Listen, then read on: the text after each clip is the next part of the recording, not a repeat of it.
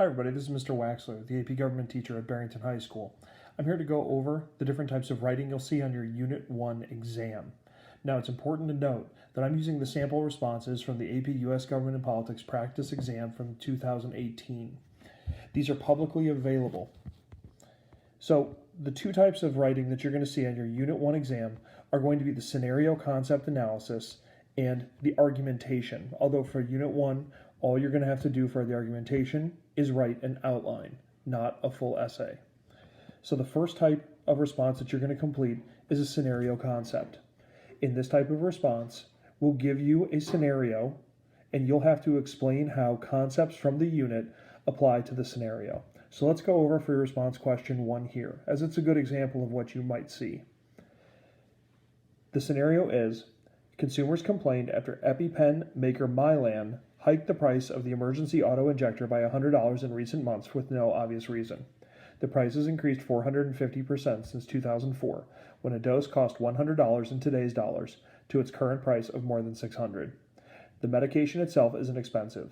Analysts calculate that the dosage contained in a single pen is worth about $1. So that's from the Washington Post from the 23rd of August, 2016. This is a little bit on the short side for how long you might see.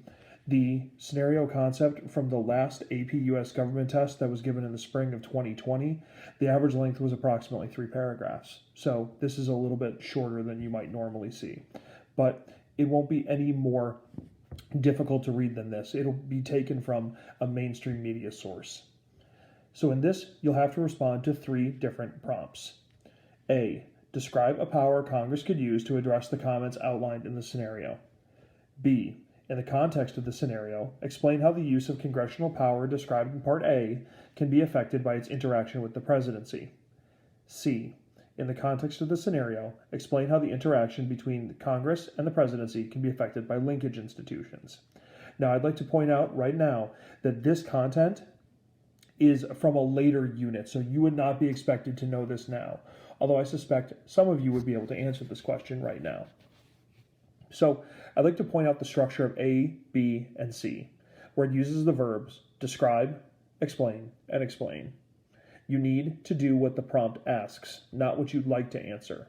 So if the prompt says to use a power that Congress could use to address the comments outlined in the scenario, you have to do exactly what they say. If you also look at the structure, you'll notice that B is dependent on A, meaning that if you don't get A right, you're not going to get B right. You have to get A right in order to get B right. So, in this case, this is the basic rubric that you'll get. You'll have to describe a political institution, behavior, or process connected with the scenario. So, how an institution operates. You'll have to explain how that institutional response is impacted by another agency of government or institution of government, how they interact with each other. And finally, how the scenario relates to a concept or process. So, here's the scoring criteria. You'll notice that they're single points. It's out of 3 points. You either get the point or you don't. There are no half points. Scorers are instructed to not give you the point if they believe there's any questions. So, describe, explain, explain.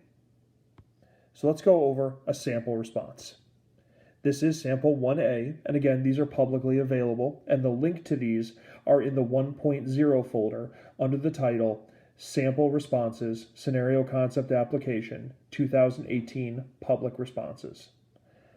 So in this case, the student wrote, quote, Congress could pass a bill prohibiting important life or death medications from being marked up beyond a certain value. By doing this, Mylan would be forced to lower their prices to a more reasonable value. This is a correct answer. This is a power of Congress. They can pass a bill prohibiting Mylan from marking up the price. You'll also notice that the student does one other excellent practice, and that is it explains how it connects to the scenario.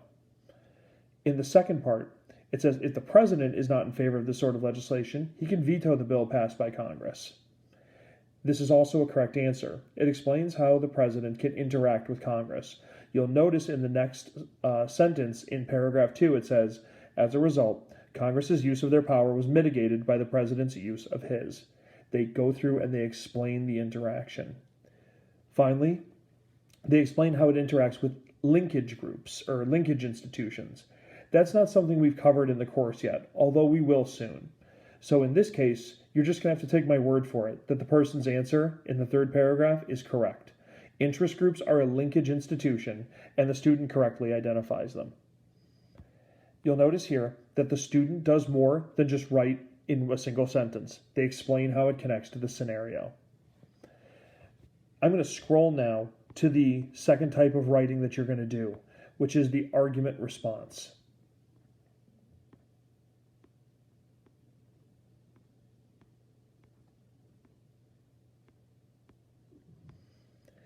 This is free response question number 4 on the AP test. To the best of our knowledge, students will be required to write an argumentative essay on the 2020-2021 school year AP U.S. Government and Politics exam. For the free response question, you're required to take a side on an issue, not just explain it. If you just explain it, you won't do well. The prompt for question number 4 you see on your screen is, develop an argument that explains which of the 3 models of representative democracy, participatory, pluralist, or elite, best achieves the founders' intent for American democracy in terms of ensuring a stable government run by the people. You must pick one of their 3 options, participatory, pluralist, or elite. We have gone over these, so at this point, I would expect you to be able to answer a question similar to this. So in your essay, the directions say what you're required to do. You're required to articulate a defensible claim or thesis that responds to the prompt and establishes a line of reasoning. So you not only have to take a side, but you have to establish claims and then briefly say how those claims will lead to your answer being correct. You have to support your claim with at least 2 pieces of accurate and relevant information. One of those pieces of evidence must be from the foundational documents. This is why we read these documents. Brutus number 1, Federalist Paper number 10, and the U.S. Constitution. You must use a second piece of evidence from another foundational document from the list or from your study of the electoral process. So that means that of the 2 required pieces of information, one must come from the list of required documents. Another may be outside information, or you can use a second required document that they give you in the list. You must use reasoning to explain why your evidence supports your claim or thesis. And finally, you have to respond to an opposing or alternate perspective using refutation, concession, or rebuttal. So, in this, you see the rubric.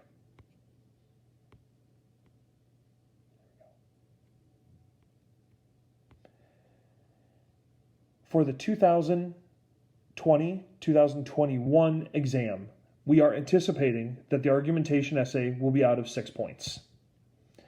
The 2019-2020 exam, which was given in the COVID-adjusted spring of 2020, had a modified argumentation rubric.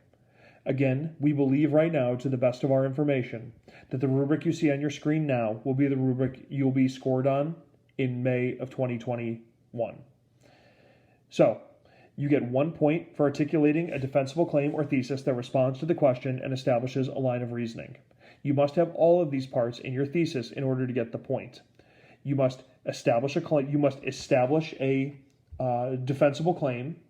You have to establish a line of reasoning, and you have to have claims. So you got to take a side, establish your claims, and then say briefly how those claims will lead to your persuasive point being correct. For evidence, there's out of 3 points, and I'm going to walk you through here. You get 1 point for simply bringing up a piece of evidence and describing it that is accurately linked to the topic of the question. 2 points, you use one piece of specific and relevant evidence to support the argument, meaning that you not only bring up the evidence, but it is accurately connected to your argument. Or 3, you use 2 pieces of specific and relevant evidence to support the argument. You'll notice in the scoring note it says to earn more than 1 evidence point, the response must establish an argument and have earned the point for claim or thesis. If you do not get the thesis point, the best you can do on this exam question is 1 point out of 6. All of the other points require this. The only point that you can get is for bringing up 1 piece of evidence that is accurately linked to the topic of the question. All the other points you would be disqualified from. For the reasoning, you have to explain how or why the evidence supports the claim. So your key word here is because. You need to tell me why your evidence proves your claim. In this case, students often what we call short write, meaning that they say a piece of evidence, they factually describe what it is, and then they say something to the effect of, this proves my point, and they leave it there. That would not get the reasoning point. In order to get the reasoning point, you need to accurately have your two pieces of evidence. So in order to get the reasoning point, you have to have used the two pieces of specific and relevant evidence to support your argument above. You'll notice it also says in the scoring notes on the right-hand side of your screen that it cannot simply restate the prompt to explain why the evidence supports the thesis, and it cannot earn a point without previously supporting the claim or thesis in B. This means that you must get all of the evidence points in order to get the reasoning point. The last point is the refutation, concession, or rebuttal. So what you need to do here is you need to not only, in the previous part of the essay, make your evidence-based claim with reasoning, but also you need to respond to the opposing point of view. So for example, if you took the view in the prompt that participatory democracy best achieves the founders' intent for American democracy and ensuring a stable government, you must address and refute the view of somebody who believes that pluralist or elite would get that. The best concessions, refutations, or rebuttals, and I'm going to strongly encourage you here to use the rebuttal. The best rebuttals will use a piece of evidence from class. So it'll explain why, using specific evidence, why the other way of answering the questions are not as valid as your way. So you're going to refute one of their claims, you're going to rebut one of their claims with your own evidence, or, and this is the one where students are least likely to get the point in scoring, use a concession, meaning that you will concede a point or that there's something that's weak about your argument. The reason I strongly advise students to not do a concession is the students that do a concession often end up delegitimizing one of their evidence or their reasoning points, and in the concession part negate the rest of their essay, in which case you get no points for that. In the Unit 1 exam, we are going to ask you to do a full scenario concept analysis, and we're going to ask you to write an outline for an argument response. Your outline will consist of a hook sentence, a thesis that's fully developed, including taking a stance on the question, making claims, and providing a line of reasoning. You'll be required to list your specific evidence and explain how it connects to your claim. You'll be required to use reasoning, and you'll be required to rebut. So this will be done in outline format, and you'll have an organizer that your teacher will give you to fill in. These two different types of writing make up free response questions 1 and 4 of the actual AP exam. We'll add in numbers 2 and 3 as we go on later through the course. Thank you.